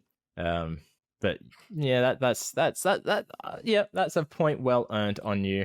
Oh shit, I don't like this score check. The score is currently, with me yet to answer this question, 5.5 to 3. So, have you got a skill in mind, or I do. Multiple skills? I do. You do? Okay. There's a couple answers you could get right here. I'm going to say... You're going to kick yourself if you don't get any of them, by the way. Oh, I'm going to say magic and or card handling, juggling. I'll give you that. As 2 answers there. Yeah. You give me that? Cool. Yeah. I'll take it. I need it. The reason I was going to say you're going to kick yourself if you don't get it, because you could have said learn a language or get better at guitar. Oh, more alike than we even knew. Yeah, because I definitely want... And Spanish? Specifically Spanish. Mostly because there's so many magicians that speak Spanish. But specifically because I'm really hoping that Handro's there at next Scoop Fest. So that he can re-challenge me at the American accent contest. And I want to speak to him in Spanish. Because I know one phrase in Spanish. What is that phrase? And every time I go to say, I know one phrase in Spanish, I can never remember it. Yeah. La llamas son más grande que las ranas, which is... I think you said this at Scoopfest to me. I did. Which is llamas are bigger than frogs. Yeah, yes. Which is from a Monty Python sketch. I didn't just learn these random words. Of course. I probably know more. I used to know that entire bit off by heart, which is an entire, almost bucket show style information on frogs and llamas. La llamas un quadrúpedo que vive. There's I don't know if this is real or not, but there's a phrase in Russian, because it was on an advertisement for, I don't even know what it was, but it's 2 Russians talking about something, and it's about maybe gas infrastructure in Australia, and one of them says, "Hoya Bosho," and I think that just means that's big. So that's in my, what's the one that Penn... I think it's a specific, was it French dialect in a specific region, calébouteillage. I don't remember what it was, what it means, but that stuck in my head as well. Calébouteillage. And he said it to a cab driver once, and they started speaking to him in that language, and he's like, that's all I know. That's all I got. Yeah. Calébouteillage. I feel like, where's my cigarette gone? I should be smoking a cigarette and go, calébouteillage. See, when I think of cigarettes and smoking a cigarette, back in 2002 was, this is when Big Brother, the TV show, reality show, Big Brother was all the rage. Mm-hmm. In Australia, Big Brother is a fair bit different to the UK version, completely different to the American version. Mm-hmm. It's closer to the UK version, but I don't really like the UK version for how it is. Mm. And I avoided the first Aussie series because it's like, this is a stupid fucking show. You know, it's how I am. It comes across, fuck this shit, until I watch it and then I like it. Yeah. But season 2 is the only series that I ever watched fully. Mm. And there was like a special at the end of the season where they were talking about different international versions of the show. Mm-hmm. And one thing that's always stuck with me is it's probably in French, because he's lounging back on a chair, smoking a cigarette, and someone got evicted, right? Mm-hmm. And then they climbed back over the wall to go and see their girlfriend, who they had known for a total of a week and a half. I mean, I do. Okay, this is a bit hypocritical of me saying I don't understand how a relationship and friendships can these bonds can't be made over a week and a fucking half. What the fuck is this? but I feel like we kind of lived that now.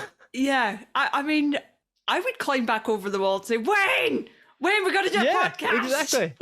Yeah, but this other guy is sitting there by himself smoking a cigarette, and then he sees the guy climb over the wall back into the compound. He's like, and just casually he's like, I don't believe it.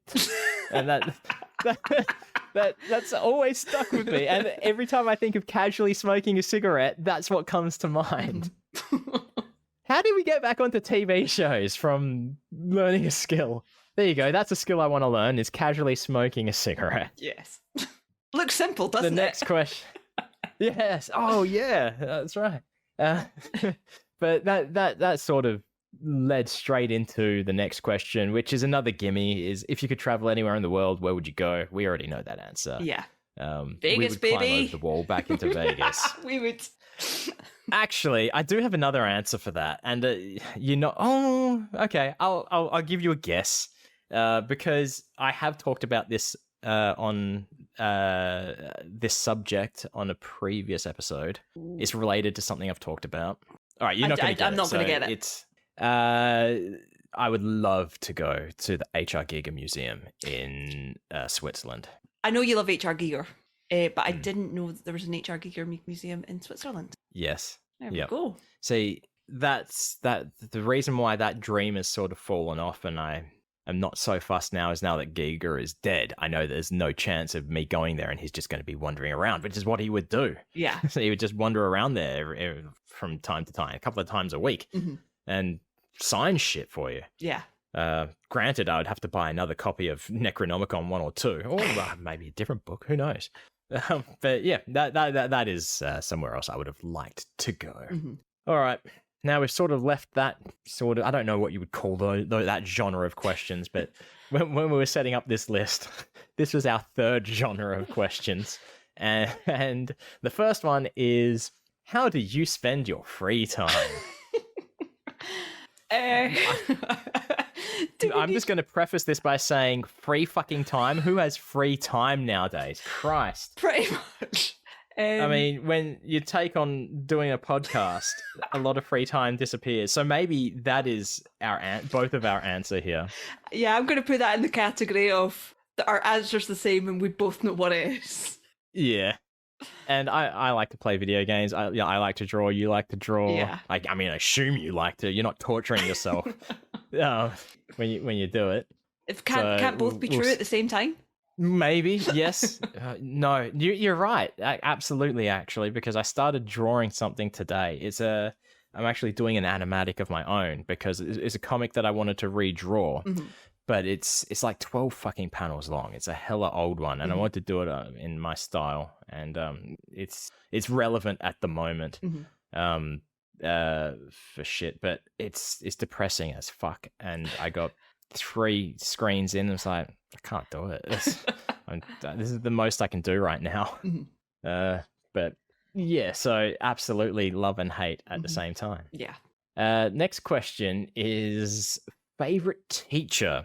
I don't think we can answer these as questions, that this one is a favorite teacher. You might have been able to answer this one because I have talked about my favorite teacher before, but it was on a scoop mail. Okay, well, mine is as well on a scoop mail, so you may have heard it. Oh, right, okay, let's say we're not going to remember their names, but can we remember their subjects? Oh, yeah. No, I can't. I'm going to say I can't even remember the story. You can't... For mine or for yours? Yeah. All right. For yours. I remember my story. I was going to say, I was like, this is a very bad question. This is the only reason that this question is in here, because we have stories we can tell. Right. I'm going to say for yours that... This is a carefully curated list of questions for us to hopefully be able to talk about shit on a podcast that's hopefully going to keep people's interest, which is probably going to run for an hour and a half. This could be our longest episode yet. I think so. I'm going to... We are professionals, damn it. Yeah. Pulling out my cigarette again. Just thinking about editing this motherfucking thing with 3 recording sessions. So, answer-wise, I'm going to say that your teacher was English teacher. No, because they didn't actually have a subject. Oh, damn it. They could be considered a relief teacher and motivational speaker. That's what cheating. was on their business card. Giovinazzi, that is cheating. But I never had him for maths. So is that what you said, math or English? English. I can't remember. I never had him for English. You could have said photography or art. That would have passed. Yeah. All right, so we'll go into the story of Mr. Kitty. Mr. Kitty was favorite teacher of probably fucking everybody who went to my school. Shout out Wanneroo Senior High School, yeah! No, not really. It's a terrible place. Terrible place. But Mr. Kitty, he was a Canuck. He was Canadian, and he was hilarious, funny guy. This is at the time when it's still acceptable and appropriate to do Tim the Toolman Taylor grunts and impersonations, and he would do his Yoda all the time as well. But that was just how he would build rapport with you. There countless kids that he would have saved the lives of just by talking to them, saying shit like, there is nothing that is ever worth killing yourself over, nothing that you cannot get past. And so stand up, great guy all around. And fuck, I'm an idiot. I'm an asshole. We know this. Yeah. And this isn't even the story. This is the lead up to the story. So hanging out on the school oval football field. I don't know what you'd call it in other countries, but we would call it an oval, big grassy patch. Yeah, the field. And it was me and Shannon, two girls. Of course, we're just trying to impress people, but that's me in general. I crave attention. I always try to do things to make people laugh with me, I hope, rather than at me. And one of them, this is actually the person I would have the flip-off war with, brought an American gridiron football. And Mr. Kitty, he was walking around the field. I don't know, because teachers would be on patrol, like fucking prison wardens, I guess, wouldn't they? Yeah, that's kind of weird to think about now. And dickhead me was like, give me the ball. I'm going to throw it at Mr. Kitty. Why I would do that? Oh, no, I know why. Because I can't throw a fucking American football.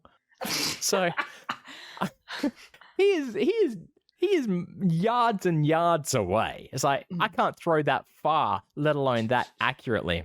I tell you, the most fucking perfect spiral throw you've ever seen. The aerodynamics that this ball had flying through the air. And all four of us were like, oh, fuck. This is going to hit Mr. Kitty. I'm going to die right now. And it bounces like between his fucking legs. Like misses him completely, but so close. And this is nearing the end of senior year of high school. Last year, graduation is upcoming. And Shannon had him as a relief teacher in his art class while I had photography. This is last period, just after lunch, when I've thrown the ball at him. Yeah. And of course, we're all like, doo-dee-doo, nothing happening here. We didn't do anything. And he comes in to my photography class and is like, I don't know if I can do a Canadian accent. I have to channel Letterkenny. Maybe I'll just go with American. I just say a boot. But no, he comes in and is like, so I was talking to Shannon and he said that it was you who threw the ball. And I'm straight away, I'm like, Shannon ain't going to say that shit. Shannon's got my back. It's like, sir, Mr. Kitty, sir, I have no idea what you're talking about. I would never do such a thing. It's like, well, I know it wasn't any of the girls. I'm not saying that girls can't play football. They can certainly throw a ball, but I can tell just by looking at your face that it was you. And it's like, no, I promise you, it was not me. And I'm fucking sweating bullets. Yeah. And after class, I meet up with Shannon, and Shannon's like, I say, I know you didn't, but I got fucking interrogated. You didn't tell him that it was me. It's like, no, man, I'd never fucking rat you out. Bros for life. That was me pounding my chest. I was like, good, because he asked the same, because he asked, was it Shannon who threw? I was like, no way, man. I'd never knock on a bro. But he took it in stride as well. No harm, no foul, because it didn't hit him. He obviously saw the funny side of it as well. Yeah. And was enjoying trying to play us off against each other. Mm-hmm. And this is what made him a great guy and great teacher. Mm-hmm. Graduation happens, and maybe a week or two after graduation, and for some reason I'm reading the newspaper. Why am I reading the newspaper? I guess this was before print was dead, at least, to age myself a bit more again. But I'm reading, it's like, local man, teacher, motivational speaker, no names given, found dead and also suspected of murdering his wife. Oh, shit. Yeah. So I sent a message to one of the girls who we were hanging out with. It's like, I think this news article is about Mr. Kitty. And like, yep, it's Mr. Kitty. I'm like, holy fucking shit. So I'm doing research into it now. Turns out this is a he did what story. And there was, I'm not going to say trouble in paradise because I don't know their relationship. I was just a teenager at the time myself, but they were at a party, and that night they had a big row in front of their friends, and it was at someone else's house, and they'd gone back home that night. And funny story, I live in the suburb now where this happened. Oh God. Yeah. I have the inside information because I have a contact who works in the police, I guess. I think you know who I'm talking about. Yeah. Because Kez brought this up. Yeah. I know that he strangled her to death. And then he drove his car very fast into a tree. Wow. So yeah, all these countless kids people's lives he's saved, and there was just no one there for him at his time of need, which is fucking, I don't know, is that, I'd have to ask Alanis Morissette, but then again, she doesn't really know the definition of ironic, does she? She can tell you if it's not ironic. If she says it's ironic, you know it's not. Yeah, that's right. But it's, I mean, we don't know. Wow. I mean, the assumption is that some sort of break happened, but who knows? Maybe this wasn't his first victim, but the fact that he was distraught enough to fucking drive into a tree is enough. But yeah, that's my story of favorite teacher. What's yours? Well, you have to guess subject first. Oh, subject. I think it was math. No, it was physics. English. Physics. Oh. But I actually have a couple of teacher stories. My favorite teacher ever was my physics teacher, Mr. Hewson. Let me guess his name. I didn't hear you speaking because I shouted over you at the time. Go for it. Mr. Oh, God. I was about to say Mr. Smith, but that's another story altogether. I'm going Mr. Smith. Mr. Smith, ironically, was the maths teacher. Oh. So you might... See how I went with a very common name? You might be thinking of a story I've told about the maths teacher, but...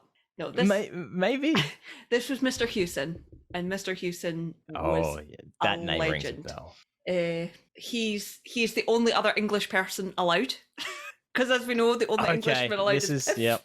He was this English. Is starting to ring bells. And where was he from? He was from Nottingham, and his favourite football team was Nottingham Forest, which we know because he used to talk about that kind of stuff all the time, and it's how I learned of Brian Clough. Who, if you've never heard of Brian Clough, you should look up because he's fucking hilarious. He was a football manager way back in the 60s. There's a whole film about him. Great. But Mr. Hewson just had the most deadpan wit ever. He was so good at his job. Like, I technically failed physics. So he became a physics teacher when I was in year 4. And in year 3, I failed physics. But before you get your exam results, you're into your new classes that you've selected for like 2 weeks at the end of the year. And he specifically... I just need to clarify something, because you said year 3 and year 4. Uh-huh. Are you talking like 3rd and 4th year high school? Yes. Or, okay, because I'm thinking like grade school here. Oh, right, year 3, when you're like 8 years old. I'm like, you're doing physics as an 8-year-old? I wish. No, if... Primary years will be like primary 1, primary 2, high school, first year, second year. So okay, I just had to clarify that for the Aussie listeners. I'm trying to keep it clear for the American listeners. Yeah, I know, it's hard, isn't it? So for the American listeners in the UK, there's your primary school years, which are 1 to 7, and your high school years, which are 1 to 6. Yep. So I failed physics when I was in 3rd year. Had a couple of weeks at the end of third year going into fourth year before I found out I'd failed. And Mr. Houston went to the head of the department and said, "You keep her in my class because she's the only one that answers the bloody questions."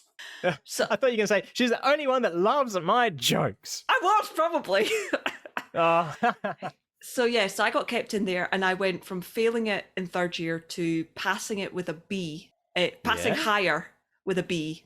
It was just a lot of my likes and personality and the way I do things I learned from him. Just the amount of media that he was like, "You need to watch this, you need to read this, you need to do this." I was like, "You're right, I do actually." And to the point that he would just wander into random classrooms that I was in. Like he once walked up to the where was it? No, he walked into another physics class with a pile of books, and it was like books from The Wire. It was a TV series. He came in, walked in, didn't look at anybody. We were in the middle of a lesson. He didn't look at anybody else. Walks in and was like, "Oh yeah, no, here's that thing for you that I was wanted. You can just bring it back to me. That's the thing for this." And he didn't talk to me for about 10 minutes, and then walked out. Did not acknowledge the other teacher at all.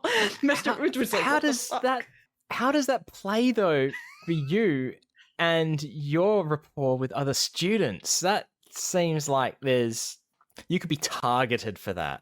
In a not good way. I was a strange kid because I was simultaneously a teacher's pet, but the guys I was friendly with pretty much everybody in, students wise, but the guys knew that I had their back for, like, I don't know if I've ever told the story of when we had a substitute maths teacher when our then maths teacher went off on maternity leave. And we had, it was horrible seating arrangements. Nobody liked where they were sitting. So we all decided we were going to sit where we wanted to sit with our friends, obviously. And then our substitute teacher was an alcoholic, and I mean solidly an alcoholic. He would show up to class drunk. You could smell it off him. It was fucking horrible.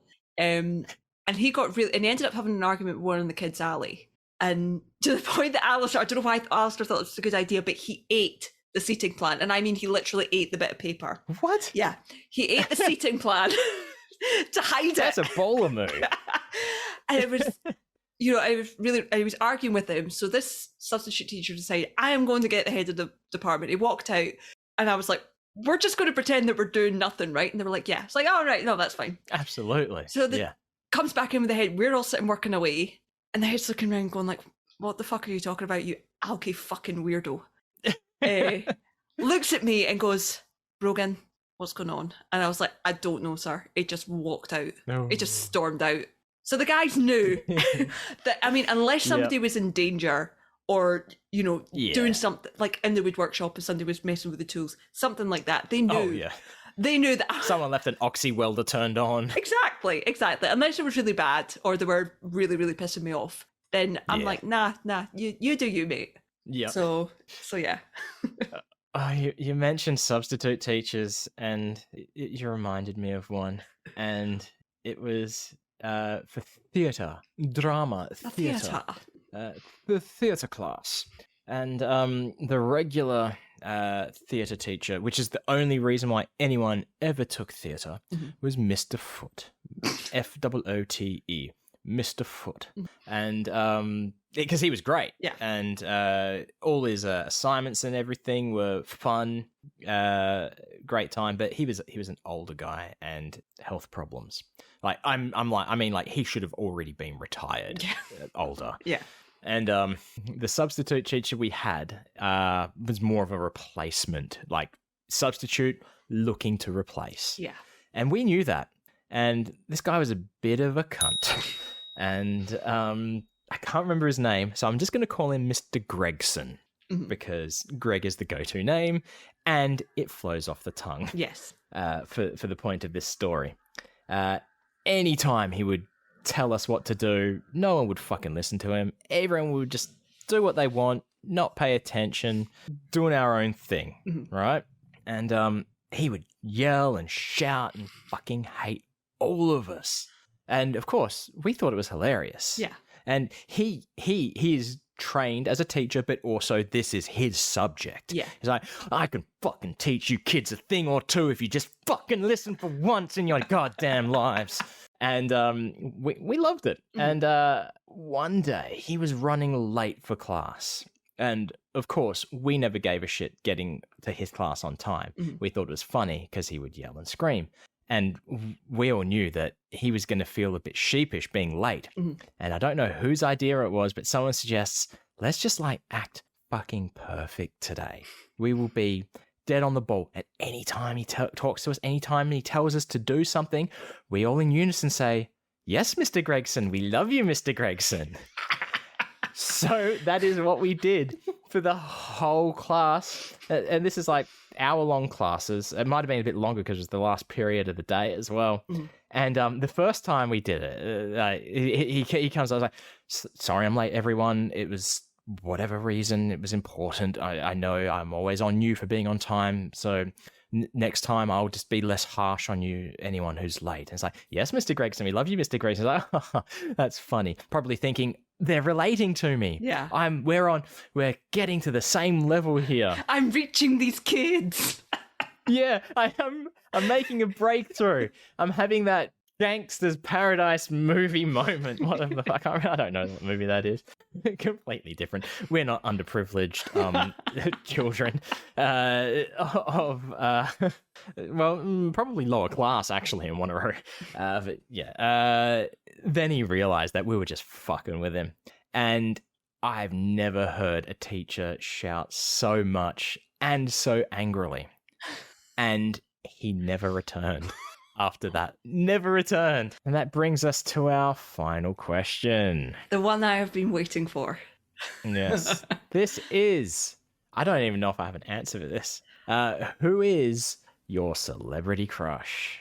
I'm going to start guessing for you because you guessing for me, this might lead to a long discussion. You might pull someone out for me. I mean, I could probably, it's hard. It's a hard one. Right, I'm going to say this, and not that there'd be anything wrong with this romantically, but I'm going to say just as a man crush, I'm going to say Jared Kiso. You're not wrong. You're definitely not wrong. And speaking on man crush side of things, you could also, I've recently, Taika Waititi. Yes. Yeah. Man crushable as well. Yeah. And Rhys Darby. But I like Rhys Darby. He's not on the man crush level. Matt Berry at as least well. At least not for his body. Oh yeah, Matt Berry. Also for his body. Yeah. Which is funny if you know who Matt Berry is. Yeah. And have ever seen Matt Berry. But yeah, I'd pay Jared Kiso. Now I have to think hard for you. Let's see. Brogan's celebratory crush. Should we just go into this with the story? Okay. The story that we were having a conversation at Scoop Fest with Chris, the micro scoop. Oh yeah. Yeah. You tell the story. Yeah. All right. That means I have to do a Brogan impersonation as well, which I don't feel confident in. So, we were at Scoop Fest, and I don't remember how we got onto the topic. That's the only problem. I do. Okay. Because for our ICS episode, there was discussion about the fact that, whoever wins the tournament of Mouth, Finger, Butthole gets my hand in marriage. There was a particular point that Matt asked me, so, Brogan, do you have an ideal Mr. Brogan, Mrs. Brogan, Fish Brogan, which makes sense in the context of the episode. And I just giggled and looked at Wayne because Wayne knew who I was thinking of. And I just looked at Matt and went, I really can't, for reasons which will become obvious. But we were we were answering the question for Chris. Yes, because Chris said, listening to the episode, I can't do a Chris voice. I can't, I feel like I wouldn't do it justice. Yeah. But he was saying, listening to the episode, and you were saying about this person. Who is this person? Will you at least tell me? I won't tell anybody. And still kind of, I think we're maybe being a little bit coy about it, but not at the same time.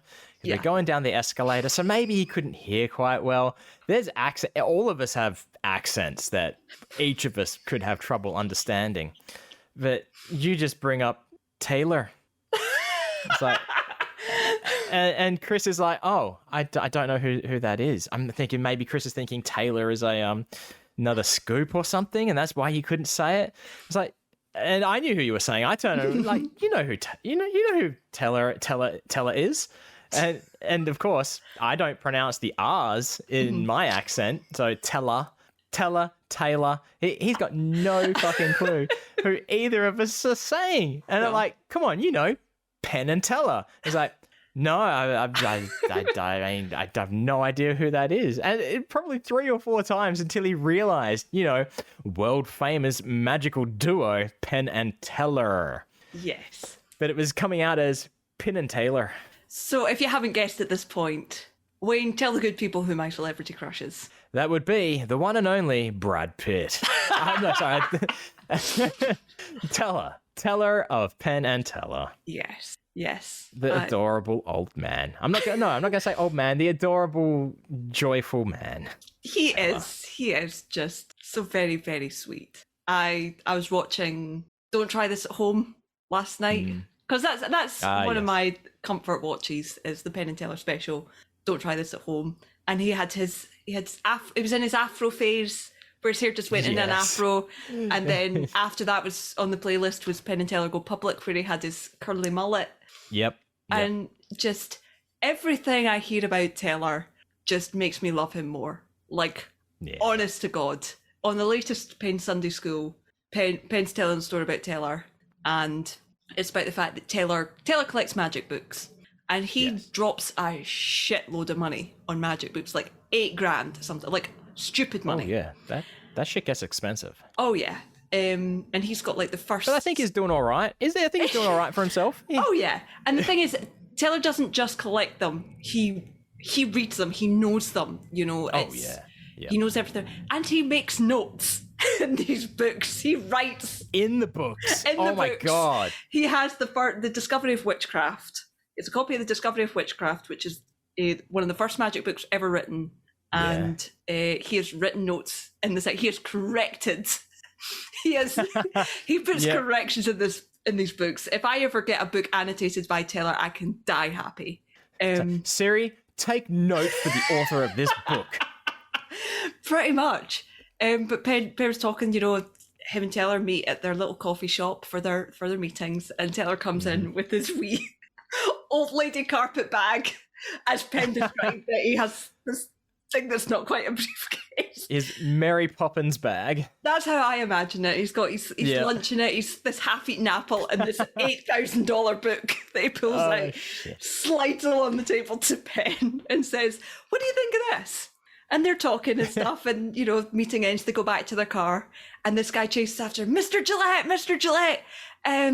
I think he left something, and he holds up this. Oh, for fuck's sake! He holds up this book, and Ben's like, "Nah, you want the other guy." Yeah. Oh, no, don't worry about it. Keep it. Between that and Taylor's Peller. Taylor's Stop, you're making me get go. Taylor's absolute lack of musical timing is just the fucking funniest thing to me ever. And like, you can see it from as early as Don't Try This at Home, because they're doing Lift Off to Love, and as soon as the music starts, Taylor's supposed to dance, and he clicks along, but he's like a beat and a half off. You're like, what are you doing? There's a reason why he's the one, not just due to size, sliding around underneath that fucking contraption. Pretty much. I mean, from what I understand, Taylor has 2 flaws. One of which is rhythmic timing, and the other of which is he shows up for a show. I mean, he shows up for a show on time, but has not a care in the world that he shows up 5 minutes before the show starts in his basketball shorts, according to Biff. Yep. Oh, there's stories in Penn's books like that, which is great. Every story I hear we about... won't go into it. Yeah. No, every story I hear about Taylor, I love him more. He's just... Yeah. I am so... That's one of my biggest regrets of Scoop Fest is that I never got to meet him in person, which I'm hoping I can change either when they're in London or our next Scoop Fest. So we'll see. Because I want to talk Shakespeare with him. So when it came to favorite movies or favorite TV shows, I could have said anything Shakespeare. We didn't even bring up favorite books. Maybe that can come up in another episode. I don't know why I didn't write that down. Why that wasn't in the list from that website that we were perusing. It should have been there. But there you go. There's our getting to know you episode. It's probably a long one. I don't know how long it really is because I don't have a timer to go off because we recorded this in like 5 fucking parts. Yeah, this is an episode that will require a lot of editing. Yeah, there'll be a fair bit. But if you think there's some questions that you might find interesting for us to talk about, drop us a line. You can email us at admin@nicepodbud.com or go to nicepodbud.com and there's a contact form right on the front page. Just click on contact and drop us a line. Give us questions that we can ask each other to learn about each other. We're not going to do another full episode of just questions unless this is what people want, I guess. You can also email us asking us for art advice, as terrible as our advice will be, because I personally am not a great artist, but we may have some insight. If you've got what are they called? Accent challenge, an accent challenge for us, we would love to take some suggestions for accent challenges, whether it's quotes from movies, lyrics from songs. We'll go ahead and we'll do that in our own accents and each other's accents. Yes. And a new bit that we've only just come up with, which is cultural exchange. If you have something that's specific to your region that you like, I don't know if this translates well to people who are outside of this. Ask a Scot and an American. That's right. You're not American, you're an Australian. Why did I say a Scot and an American? I was looking at it, I said that's right, and I'm like, hang on a second, that is not right. I think I was going to say ask a Scot as an American. Yeah. To be fair, I do watch a lot of American television. To be fair. No, wait, that's Canadian television, not Kenny. But yeah, then we're also hunting for an obligatory podcast quiz format. If you have a suggestion, go for it. Drop us a line, and you can find us on every social media channel at NicePodBud, or Brogan Hastings is at 7 billion needles. That's the numeral 7, the words billion and needles. And if you want to speak to Wayne, you can find him at Wayne Geo on every social media platform except from Facebook, because some bugger got it before him. That's right. Maybe I should reach out to this guy, and I won't say that I've called him a fucking arsehole or anything like that. I'll say, hey, buddy, nice username. Do you think I could change? I could steal that? Yeah. But I'm not fussed. That Facebook's different. You can find me on Facebook. Not so good at this, which is my comic. I'm probably not going to friend you on Facebook, so don't even bother. Yeah. And with that rejection, I'm going to ask for you to please rate, like, and review our show on your podcast app of choice. We're still very young, at least at heart. And they tell us that these things help. Yeah. I don't know. Maybe they don't. We should maybe say that this is the first session that we're talking since our trailer has dropped. Because we're recording these well in advance. And the response to that has been, we're quite shocked and delighted, I think. A little flabbergasted. Yeah. I want to say maybe a little humbled even. Okay, Dr. Evil. That was not Dr. Evil. That sounded like Dr. Evil. That my accents are way off. Play the tape back, Jacob. Oh, Jacob's not here. Yeah. Anyway, that's us. Send us emails, like us, love us, because we love you. Yes. And as always, stay fresh, cheese bags. Fresh cheese bags. Fresh cheese bags. Fresh cheese bags. Fresh cheese bags. Fresh